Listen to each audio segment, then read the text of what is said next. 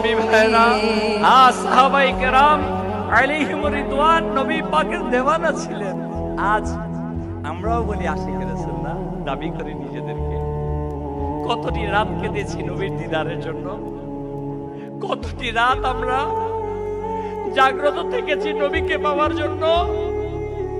আরে সাহাবায়ে কেরাম আলাইহিমুর রিদওয়ান তাদের পরিবারকে একটু কল্পনা করুন, মক্কাতুল মুকাররমা থেকে তাদের ব্যবসাকে বন্ধ করে দিয়েছে, পরিবার চলে গিয়েছে, জন্ম ভিটা থেকে তাদেরকে বের করে দিয়েছে, কিন্তু আল্লাহ পাকের নবীর মুহাব্বতে নবীর পিছনে পিছনে মদিনা পাকে চলে গিয়েছে।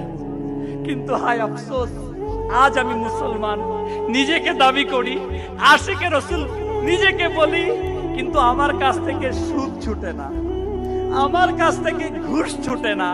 আমি নিজেকে মুসলমান দাবি করি, আবার এই মুসলমান দাবি করার পরেও নিজের দাড়িকে শেভ করে দিই, নিজেকে অনেক বড় আশিকে রাসূল বলি। আরে দাড়ি রাখার নাম কি নবীর মুহাব্বত নাকি? যদি দাড়ি রাখার নামই মুহাব্বত না হতো, তাহলে আবু বকর, ওমর, উসমান, আলী রাদিয়াল্লাহু তাআলা আজমাইন দাড়ি রাখতেন না। যদি দাড়ি রাখার নাম মুহাব্বত না হতো, গাউসে পাক, খাজা পিয়া, মুজাদ্দিদ আল-ফিসানি, বাউদ্দিন নকশবন্দি, আলা হযরত দাড়ি রাখতেন না। হ্যাঁ, মুহাব্বতের নিশানি হচ্ছে দাড়ি রাখা। প্রিয় ইসলামী ভাইরা, আমি নিজেকে আশিকে রাসূল দাবি করি, আবার গুনাহের মধ্যে লিপ্ত করি। আমি নিজেকে আশিকে রাসূল দাবি করছি, আমার মেয়েকে বেপরদার মধ্যে ছেড়ে দিয়েছি।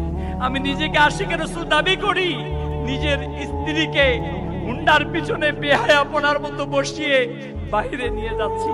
সত্যি কথা, আজ বড় এক কঠিন সময় চলে আসছে আমাদের কাছে। আজ আমি মুসলমান, পৃথিবীতে 250 কোটি মুসলমান, অথচ মুসলমান আজ নির্যাতিত, নিপীড়িত, নিষ্পেষিত।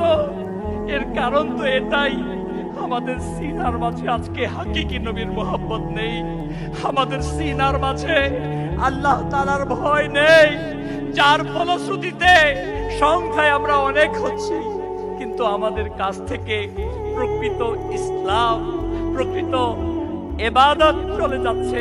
প্রিয় ইসলামী ভাইরা, দাওয়াত ইসলামী এটাই চায়, দাওয়াত ইসলামের চাওয়া এটাই যে আসুন হে মুসলমানগণ, আমরা নিজেদেরকে নবীর রঙে রঙিন করি। আল্লাহ তাবারক ওয়া তাআলা কোরআনে মাজিদে ইরশাদ ফরমান, ইয়া আইয়ুহাল্লাযীনা আমানু উদখুলু ফিস সিলমি কাফা। হে ঈমানদারগণ, তোমরা পরিপূর্ণরূপে ইসলামে প্রবেশ করো। আমি নামাজ পড়ছি,